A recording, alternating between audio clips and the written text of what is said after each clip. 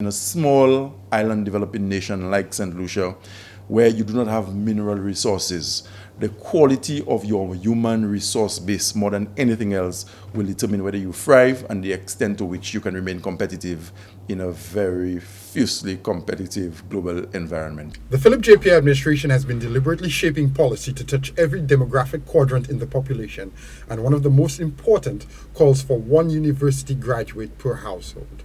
To date, I can tell you in excess of 1,000 Saint Lucians since we came into office have benefited as a result of direct government assistance to attaining higher education. And that includes the bursary program at the Sir Louis Community College, as well as university scholarships that have been given to young Saint Lucians to pursue degrees in Hungary, Morocco, Serbia, Cuba, Taiwan, etc.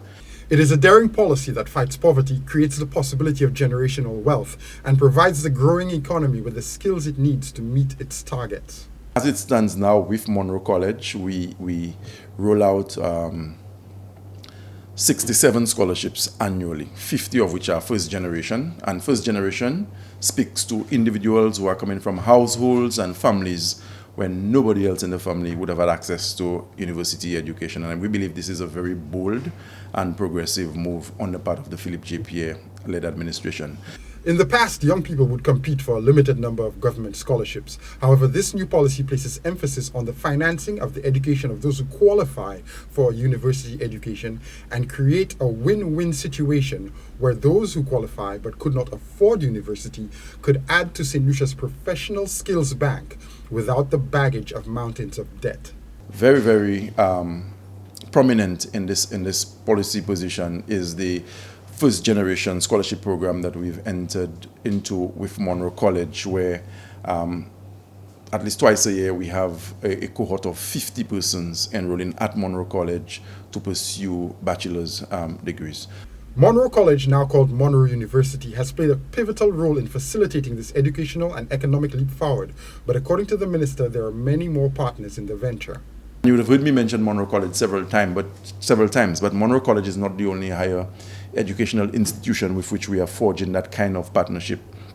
The government makes available economic cost awards to St. Lucian students who are studying at what we call the landed campuses of the University of the West Indies, namely the Keyville campus in Barbados, the Mona campus in Jamaica, and the St. Augustine campus in Trinidad. We've gone further with UWI by establishing what in the Ministry of Education we call the UniPass program, where for the first time, and there's a cabinet conclusion that speaks to it, persons who are pursuing their degrees with the University of the West Indies via the Global Campus, which was formerly the Open Campus, they too can apply for assistance from the government. And this is the first time that this has ever happened since UWI was established so many years ago. Hundreds of St. Lucian students are qualifying for university each year, and at the current rate, in a decade, more than 3,000 families with no university graduate will have at least one to pull their family up. The government hopes that these graduates will create a cascade effect, like the opposite of dominoes falling, pulling their families out of poverty while simultaneously pushing the economy forward with their skills. For Choice News Now, I'm Jason Seaflay.